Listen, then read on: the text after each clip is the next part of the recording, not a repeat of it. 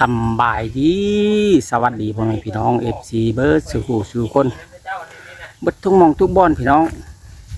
ได้ยินกับข่าวว่าบ่าวเทิดอยากหนีปะเมียว่าสันไปหาทางบ่าวเทิดสักเกินพี่น้องเนาะว่าอาจารย์สิว่าแต่งเพลงให้เจ้าสบายห้องว่าซั่นอยากเอาเจ้าเข้า MV นำเป็นพระเอกเนี่ยเอาวะเป็นพระเอกสิเข้าอยู่บ่ MV แล้วเนาะ MV เพลงหยัง แล้วมันอยู่กับเจ้าได้แล้วแต่อาจารย์เพิ่นแต่งไว้ให้แล้วอาจารย์หลังจำได้เพิ่นสิลงมาหาเจ้าเร็วๆนี้ให้เดือน12นี่ละเพิ่นว่านะให้สบายห้องเพลงเพิ่นว่าเพิ่นแต่งไว้แล้วเพลงน่ะอาจารย์บ่ฮู้ว่าชื่อเพิ่นจะได้ผู้เพิ่นที่แต่งเพลงให้มุกดาวันสันติพรหั่นนะเอิ้นอ้ายใส่ม.1อาจารย์ดังอาจารย์ของสาวมุกดาวันเพิ่นเป็นไงเด้อดีใจบ่เขาดีใจเด้แต่เพิ่นมาแต่งเพลงให้เจ้าเป็นเข้าใน MV นี่เจ้าสิได้เป็นคนดังได้บัดนี้มันดีมันได้เฮานี่เป็นไดบ่อยากดีเอ้าดีน้ำเมียแหละโอ้เมียแล้วเป็นหยังเห็นยังเลยนั่นเลยทำลายเพื่อของตัวเองทำลายเครื่องของตัวเองน้อยใจนะเมียอีกแล้วเมียเฮ็ดหยังล่ะเมียทำลายอีหยังล่ะได้ยังต้องการยังก็เว้ากันที่เนาะคนอยู่นำกันโอ้เราทำลายอีหยังไอ้เถิดที่ประตูเฮือนแล้วเนาะอ๋อประตูรุดเลยทับแก้วแมนอาลีทับยังไงทับกองแก้วแมนอาลีประตูจนบ่เห็นเนาะใส่ประตูบ่มีบัตรสิเอาหยังอัดบัตรมีอยู่แล้วแปลงใหม่โอ้ยเถิดแปลงใหม่แล้วดอนมันออกรุดออกมาอันนั้นบ่จังว่าอย่างหนีปลาเมียน่ะหนีปลาเมียว่าซั่นโอ้ยหนีปลาลาพี่ช้างเราบ่หนีเฮ็ดข่อยได้ยินข่าวข่อยแฮงดีใจนำเจ้า2คนเดี๋ยวนี้ต้องถามสบายผู้สิห้องก่อนได้พอน้องแพทย์เราสิห้องอยู่บนลาเพลงนะสบายเอ้ย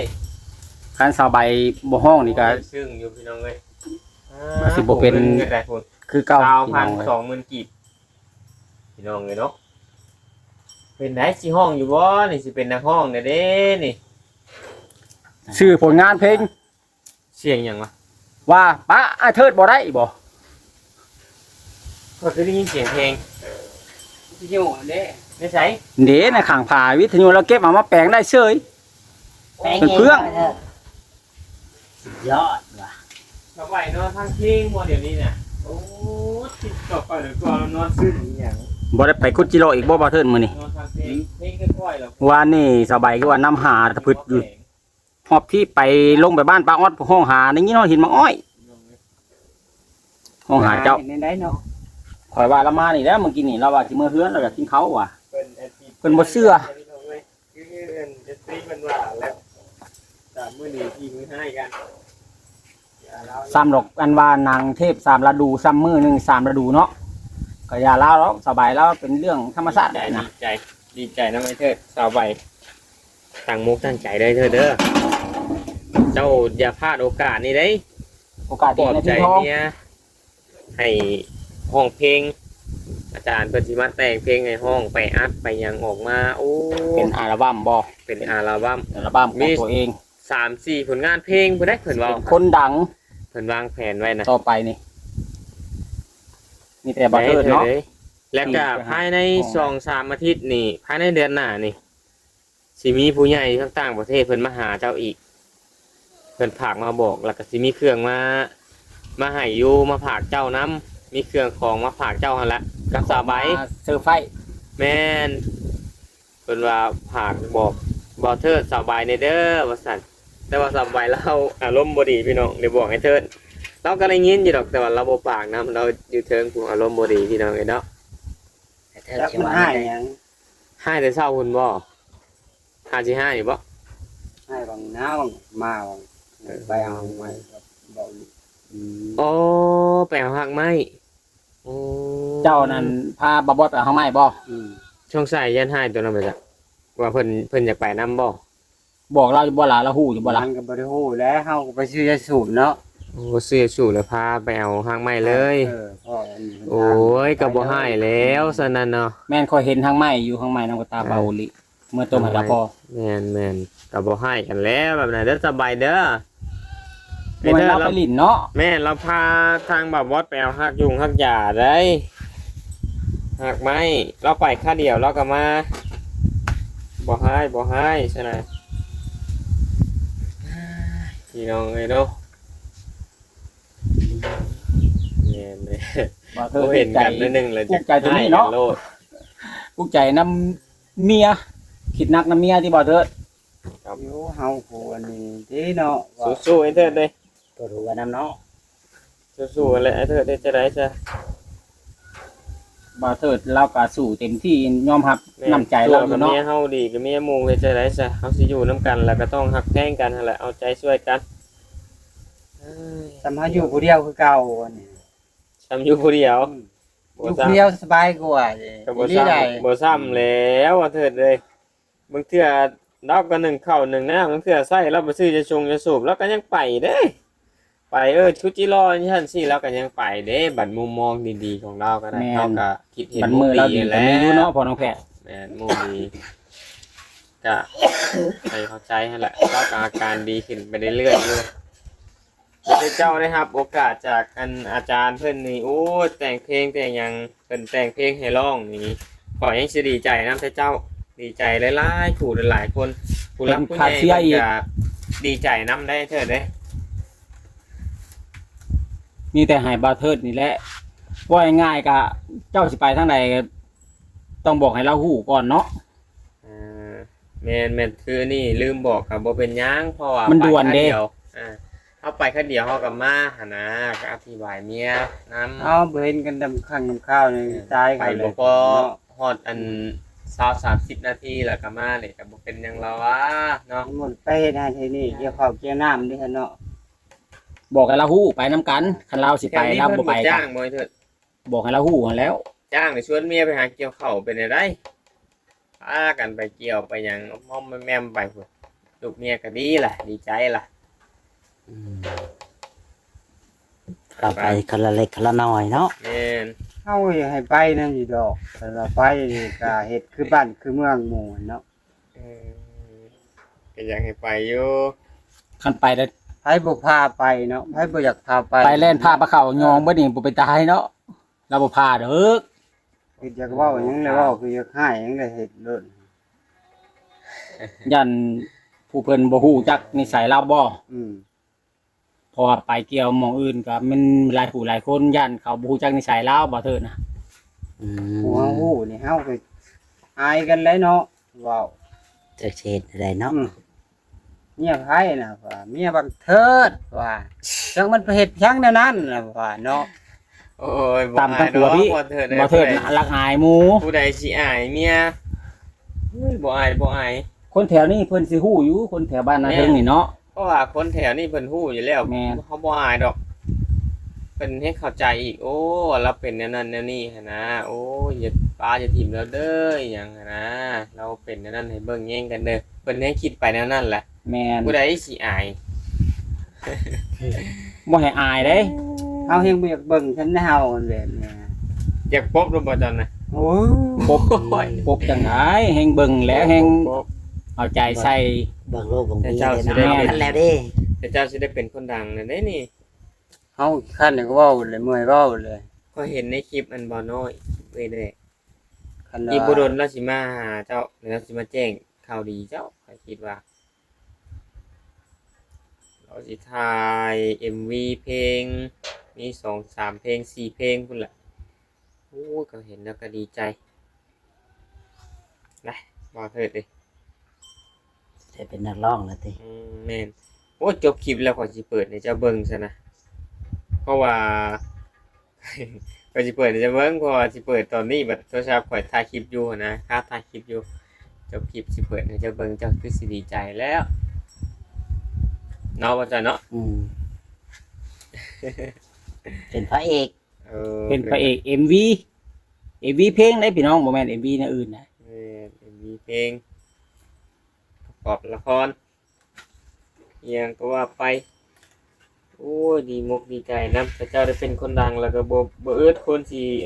ติดต่อหาเจ้าไปรีวิวสินค้าบ่อีหยังบ่คันหลายๆมีแต่ว่าอันนั้นเด้อเธอเด้อข่อยอยากแนะนำเจ้าเก็บกวดนี่เด้อเรือนชานอันนี้หั่นนะปาดกวดแน่เพราะว่าผู้รักผู้ใหญ่เพิ่นสิมาเยี่ยมมาหาหั่นนะเขาก็อยากให้งามหูงามตา ให้มันแปลนเนาะ ให้มันแปลนแน่ในเรือนเฮือนเรือนชานเฮาก็ได้เพิ่นมาเยี่ยมมายุงมายามเพิ่นก็โอ้ว่าซั่นนะสะอาดงามหูงามตาเพิ่นก็เป็นตาฮักตาแพงได้เธอเด้ยเฮ็ดบ่ยุ่งบ่ยืดในชั้นในซี่มันก็บ่งามหั่นนะแนวสิงามแนวสิจบสิงามหูงามตาเฮาก็เฮ็ดเอาขี้ยุงขี้เหงื่อเฮาก็กวดให้เธอเลย สะอาดก็สะอาด แม่ บ่อนเฮาอยู่บ่อนเฮาเซา ข เนาะ นาดเพิ่นเว้าสู่พังข่อยก็ยังดีใจแทนเจ้าล่ะแต่เพิ่นมาตั้งใจอุตส่าห์มาสิมาหาเจ้ามาเล่นมาเยี่ยมมายามมีของมาผากนี่โอ้ยข่อยก็ยังดีใจนำเจ้าเลยได้มีแต่ว่าเฮาเก็บปวดนั่นแล้วให้มันเกลี้ยงมันหยังเพิ่นมาก็จังบ่อายเพิ่นได้ แม่น เกิ เป็น นมา มา บัด เอาเกลี้ยง มันหกมันเทื่อมีแต่ใบไม้ใบตองที่ก็บ่เป็นตายต้อนรับเพิ่นเนาะแฮงอันนั้นได้เนาะ บ่นอนกับกะลาง กล้วยน่ะ สำคัญ นอนกับกลางสำคัญ บ่เพิ่นก็อาจจะเข้าใจว่าเฮือนเฮามันหลังบ่ใหญ่แล้วก็ทางสบายเพิ่นก็เป็นคนแบบนั้นเราสิมัก ได้ใหญ่บ่ใหญ่ก็ให้มันเกลี้ยงก็ยังดีได้เด้อเด้อ ตูบกับยูตูบกับเกี้ยงนี่ก็โอ้ยเพิ่นก็ย่องได้เธอได้ เมียนเป็นระเบียบเนาะ ว่าซั่นได้เป็นระบบระเบียบอันนั้นได้ หนึ่งเมียนหนึ่งสะเนาะ คือเฮือนเจ้านี่ก็สมมุติว่าอันนี้นี่เจ้าบางทีเจ้าอาจจะได้มีข่าวดีหรือว่าอาจจะได้เฮือนใหม่ก็มีได้ก็ยังว่าบ่ได้ได้นี่ก็ได้ เพราะว่าข่อยได้ยินแว่วๆอยู่ได้ก็ยังอันนั้นอยู่แต่ว่าถ้าฟังข่าวดีนํกันอีกเทื่อนึงพี่น้องเอ้ยเนาะแล้วเจ้าก็สู้ๆหั่นแหละ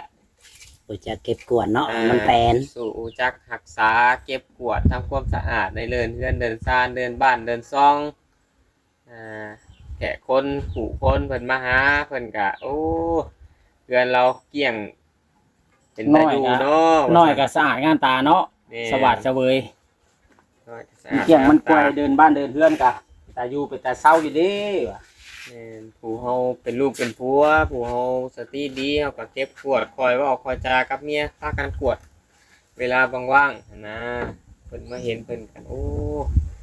ว่าเฮาฮู้จักความแหละเก็บกวดอีหยังเพิ่นก็คิดแต่แนวมุมมองงามๆหั่นนะบอกง่ายๆซะเพราะว่าแต่ละคนเข้ามาถ่ายคลิปถ่ายทำเพิ่นก็เห็นได้จุดนั้นจุดนี้บ่สะอาดบ่งามอีหยังเพิ่นก็เห็นแต่บางเทื่อเพิ่นก็บอกเนาะผู้ใดเพิ่นหวังดีต่อเฮาเพิ่นก็ตักเตือนแล้วก็บอกเฮา ผู้ใดที่อันนั้นเพิ่นก็บางทีเพิ่นก็เลื่อนผ่านไปเพิ่นก็บ่ได้คอมเมนต์เนาะพี่น้องเอ้ยแต่เฮาก็เฮ็ดเอาแหละตัวใดมันสิจบสิงามหมักตัวหมักแตงก็กำลังใกล้สิเป็นแล้วเด้หมักตัวก็ได้ใส่หลอก ป ใส่ ระ ห กอ ยั บ ง ประกาศกันใหญ่พอกินกับลาบง่วยได้หั่นน่ะ คักแล้วกินได้ละ เพิ่งหอมเพิ่งหยังก็ดี เอ่อ ซ้ำสิกินนะบัดนี้นะ แม่นๆ พอได้กลุ่มเลยเด้ครอบครัวน่ะบ่ได้หลายก็ดี สกินผักหอมผักหยังบ่ต้องห่วง คอยเว้าคอยจาฮักแพงกันนั่นแหละนึ่งข้าวแล้วบ่มื้อนี้คือเตาไฟคือมีชะม้อยแท้มื้อนี้บ่เถิด แล้วนอนอยู่เทิงเพิ่นพี่น้องเอ้ยอาจสิมีความงอนความเครียดกันอยู่หั่นล่ะ แม่นเราอาจจะบ่ฮู้ว่าเจ้าไปทางใดนั่นแหละที่เจ้าพาทางบาบอสไปเอาทางไม้ตัวนี้แหละที่เรา บุลุกมาเว่าน งอนเจ้า พี่น้องเลยอยาเพิ่นจะหน่อยมือเกินมือเล้งแล้วก็ปากก็เว่าแล้วก็ดีนั่นแหละพี่น้องเนาะ บ่เทิดขึ้นไปหอมแก้มบาดหนึงก็โอ้ยนะ แต่เก่าเราสิเป็นแนวคนแนวนี้พี่น้อง จัก เอ้ รั ย กษาบัดนี้ถึงหูจักยามันเฮียใส่โซ่ตลอดพี่น้องเลยปุ๊ สิไปทางใดนอกจากนี้บัดนี้สิ เรา ไป ใส่ ทางใด โซ่ใส่กระแจไว้ตลอดเรายามันเฮียปลาเป็นเพื่อนเป็นชานกันนะ ตอนนี้อันใด แล้วเพื่อนสิไปใช้ เกี่ยวเขา เกี่ยวข้าว สิไปเกี่ยวข้าวใช้เถอะ บ้านน้อย อยู่บ้านน้อยโอ้ส่วนเมียไปน้ำอยู่บ่ ส่วนเมียหน่อยเด้อบอกเมียหน่อยเด้อก่อนสิไปแหละคันเราไปนำให้ดีเนาะพ่อน้องแพทย์ บอกเรา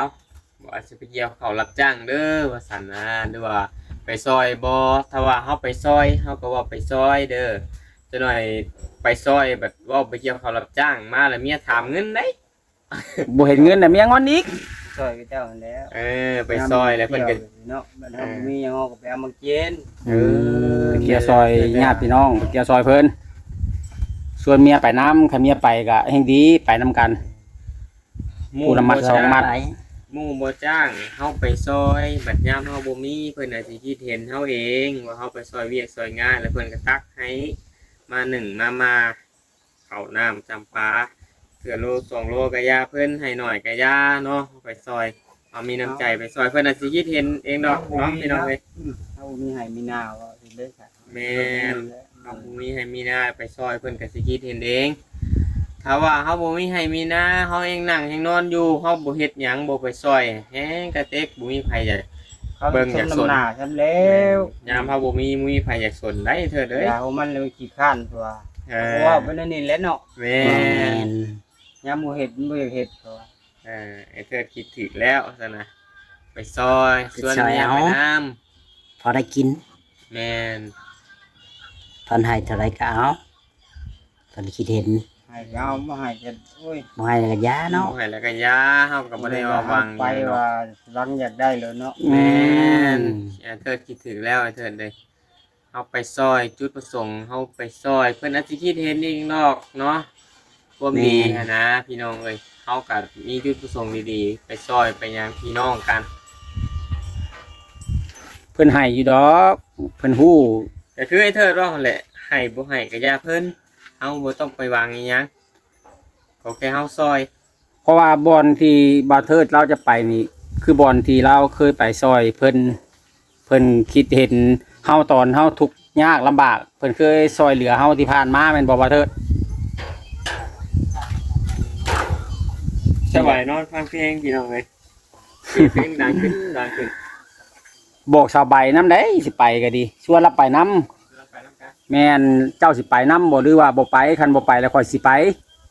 เกี่ยวเขาก็บอกลาวในนี้อันเรื่องที่ว่าเราสิไปหรือบ่ไปก็สุดแล้วแต่ลาวตัวนี้คะแนนว่าบอกให้เราฮู้นะบ่าวเถิด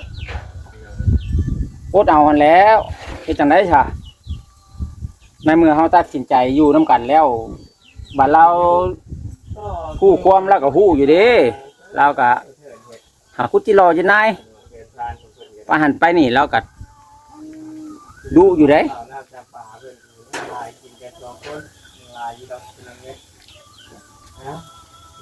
เรางอนบ่เทิด ตอนนี้สบายก็ยังดูงอนเถิดจะได้กันพวกเอ้ยก็สิขอตัวจบคลิปลงไปก่อนพี่น้องเอ้ยจะได้ก็ได้ ไปเกี่ยวข้าว แม่นายเถิดก็สิไปเกี่ยวข้าวแล้วล่ะสบายบ่ไปนำนายเถิดบ่สบายไปเกี่ยวข้าวนำนายเถิดบ่ บ่จักบ่ไปบ่ตอบ เอาได้เพิ่นจะเพิ่นคุยกันพี่น้องเอ้ย แม่นแล้วแต่ พ่อแพทย์ก็สิได้ คุยกันพี่น้องเนาะแล้วแต่ทางบ่เทิด คลิปหนึง คุยกันพี่น้องเอ้ย สบายแล้ว มาเบิ่งทางนี่แหละพี่น้องทางน้ำบาดาลและก็ทางนานผักกาดผักบัวพี่น้องเอ้ยบงต้นใหญ่ได้พี่น้องเอ้ยมังหุงก็มี2-3ต้นพี่น้องเนาะทางถัดมาทางนี้ก็มีมักทั่วมักทางพี่น้องเอ้ยมักทั่วก็กำลังเริ่มเป็นดอกได้นี่พี่น้องนี่อีกบ่ดนก็สิได้เป็นหมากแล้วนี่ฮะหมากแตงผักนางตู้พี่น้องเอ้ยว้าผู้พี่น้องเอ้ยผักเสริมผักแพรวสาดเราแช่ไว้น้ำเหมือนมันนั่นแล้วนี่ฮะโอ้พี่น้องนี่บอกเถิดบ่เอาสาดมาตบนี่เจ้าบ่เอาสาดมาตบไว้นี่กับพุ้ยนี่มันก็เปื่อยแล้วตากแดดไว้ใครอยู่ได้นี่พี่น้องเอ้ยเป็นเอาสาดมา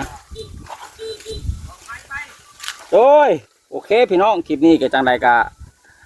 สิขอตัวกลับก่อนพี่น้องเนาะผิดพลาดประการใดขอโทษขออภัยขอโทษขออภัยน้ำพ่อแม่พี่น้องนะมีซีเบิร์ดสุขุสุขคนอะไรพี่น้องเอ้ยอะไรก็ฝากกดแชร์กดไลค์กดติดตามคือเก่าคือเดิมเด้อพี่น้องสำหรับคลิปนี้ลาไปก่อนพี่น้องเนาะแล้วพบกันใหม่ในคลิปต่อไปคลิปนี้สบายดีพี่น้องเอ้ย